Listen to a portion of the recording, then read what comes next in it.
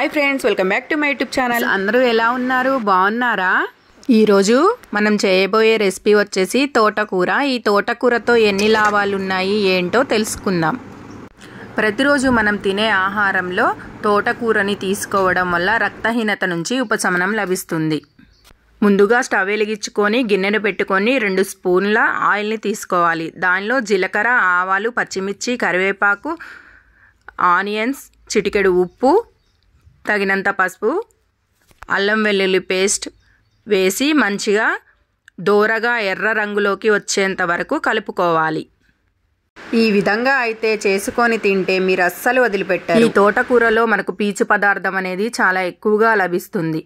ఈ విధంగా మూత పెట్టుకున్న తర్వాత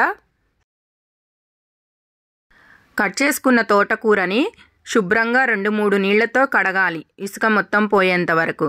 ఈలోపు ఆనియన్స్ మగ్గిపోయాయండి. చూడండి, బ్రౌన్ కలర్లోకి మారిపోయాయి. దీంట్లో కడిగి పెట్టుకున్న తోటకూరని వేసేద్దాం. ఈ తోటకూర మన శరీరంలో ఉన్న కొవ్వు శాతాన్ని తగ్గిస్తుంది మరియు అదేవిధంగా మొలల వ్యాధిని కూడా నివారిస్తుంది. ఈ విధంగా తోటకూరని వేసుకొని ఒక 5 నిమిషాలు మూత పెట్టుకోవాలి.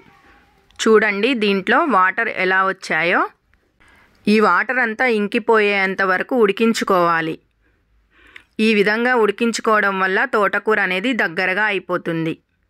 ఈ తోటకూరని చాలామంది ఫ్రై రూపంలో తినడానికి ఇష్టపడతారు, కానీ కూర వండుకొని తినడం వల్ల దీనిలో ఉన్న ప్రోటీన్లు మన శరీరానికి ఎక్కువగా అందుతాయి. ఈ విధంగా ఈ తోటకూరలో A, C, D, E, K, B6, B12 వంటి విటమిన్లు ఉండడం వల్ల రోగనిరోధక శక్తిని పెంచుతుంది. ఈ తోటకూర తినడం వల్ల ఆరోగ్య ప్రయోజనాలు చాలా ఉన్నాయండి. ఇందులో గుండెకు మేలు చేసే సోడియం, పొటాషియం వంటి ఖనిజాలు కూడా లభిస్తాయి. ఈ విధంగా ఈ తోటకూరను వండడం వల్ల ఇష్టం లేని వారు కూడా ఈ తోటకూరను ఇష్టంగా తింటారు.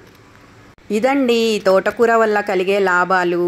ఈ వీడియో కనుక మీకు నచ్చినట్లయితే లైక్ చేసి, షేర్ చేసి, సబ్స్క్రైబ్ చేసుకోండి. మరిన్ని వీడియోస్ కోసం మన ఛానల్ని ఫాలో అవ్వండి.